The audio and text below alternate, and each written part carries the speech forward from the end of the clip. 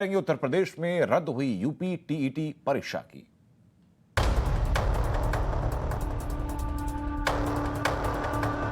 BEd, BTC जितनी परीक्षाएं हैं, हर परीक्षाओं में यही होता है, पेपर लीक हो जाता है। ये फेलियर किसका है?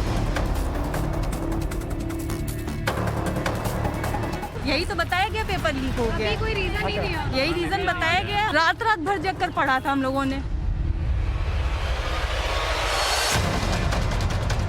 इस तरह से पेपर आउट होना नहीं चाहिए, ये एक मजाक सा बन गया है।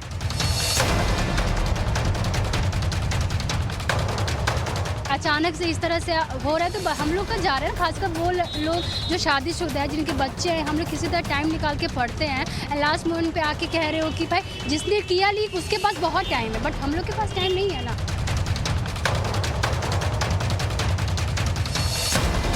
क्यों हुआ सर, ये भी तो सोचने वाली बात है ना। हम लोग बताइए कहाँ से आए इतनी मेहनत करके, लेकिन अगर पेपर लीक हो रहा है तो ये तो दुखद घटना है।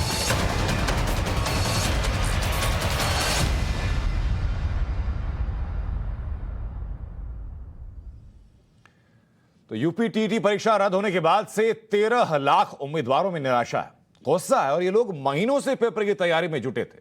राज्य और राज्य के बाहर के अलग अलग और दूर दराज के इलाकों से लोग पेपर देने के लिए परीक्षा केंद्र तक पहुंचे।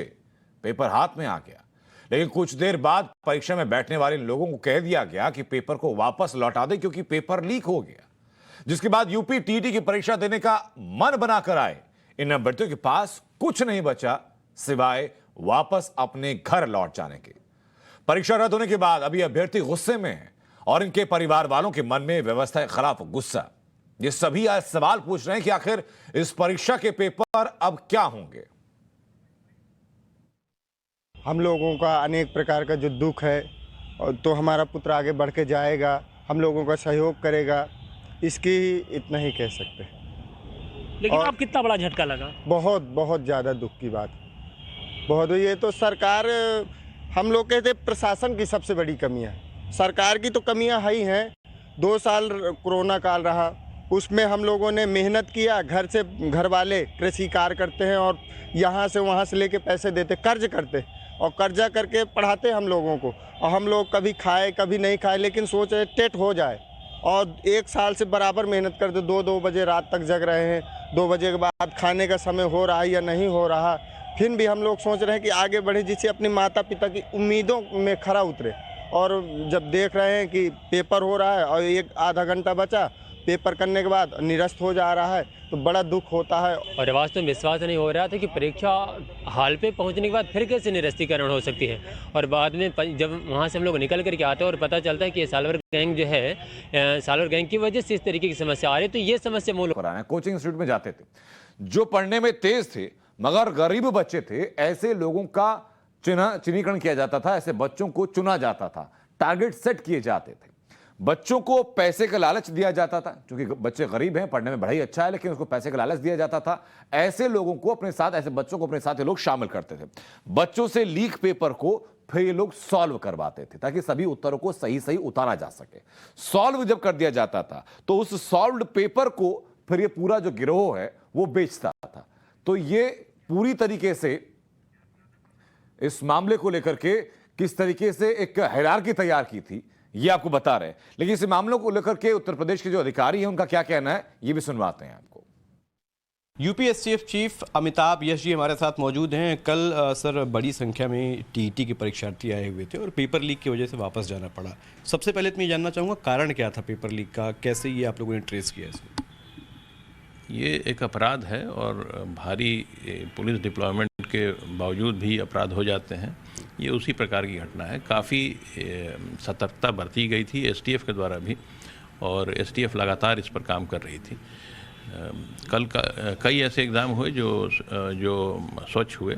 इसमें कल के एग्ज़ाम में, टीईटी के एग्ज़ाम में लीकेज हुआ और एसटीएफ ने पहले से उसको डिटेक्ट कर लिया और काफ़ी बड़ी संख्या में 30 से ज़्यादा लोगों को अब तक गिरफ्तार कर चुकी है।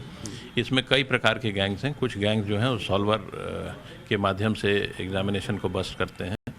कुछ ऐसे गैंग्स भी पकड़े गए जो पेपर को लीक कराने की कोशिश कर रहे थे और इसमें सफल भी हुए थे। उन्होंने कई अभ्यर्थियों से क्वेश्चन पेपर भी मिले और उसके सॉल्व आंसर की भी मिली है। हम लोग बैकवर्ड डायरेक्शन में वर्क कर रहे हैं ये जानकारी करने के लिए कि कौन इस गिरोह का सरगना है। इसमें कुछ लोगों के नाम बिहार से भी सामने आ रहे हैं। बिहार के लोगों का खासतौर पर यूपी एग्जामिनेशन में किस तरीके का इन्वॉल्वमेंट है? क्या वो परीक्षार्थी भी थे या सिर्फ ये रैकेटियर थे जो पेपर लीक करते थे? जो सॉल्वर्स हैं ये वो बच्चे होते हैं जो काफ़ी इंटेलिजेंट होते हैं, लेकिन बहुत ही उनकी माली हालत बहुत अच्छी नहीं होती। ऐसे बच्चों को जो भी देश में चारों तरफ कोचिंग सेंटर्स हैं वो आइडेंटिफाई करते हैं और ऐसे बच्चों का इस्तेमाल उन्हें धन का लालच देकर के सॉल्वर्स के रूप में करते हैं। हमारे सहयोगी आदर्श लगातार हमारे साथ बने हुए। आदर्श, बताइए जरा कि पूरा गैंग ये कैसे ऑपरेशन को अंजाम देता था? कैसे सॉल्वर्स जो बच्चे थे उनको ढूंढा जाता था? कैसे ये लोग ग्राहक ढूंढते थे कि जो लोग खरीदें पेपर को?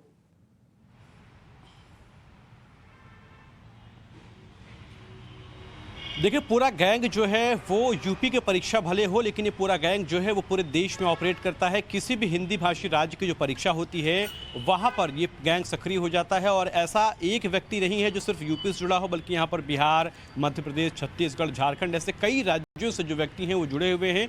सबसे पहले मोडस ऑपरेंडी इनकी ये होती है कि पहले उस परीक्षा कि पेपर को कैसे लीक करवाया जाए उस एजेंसी को पता किया जाता है। वहाँ पर जो छोटे स्टाफ होते हैं उनको लालच दिया जाता है और उसके बाद परीक्षा केंद्रों पर पहुँचने तक की पूरी रेकी की जाती है।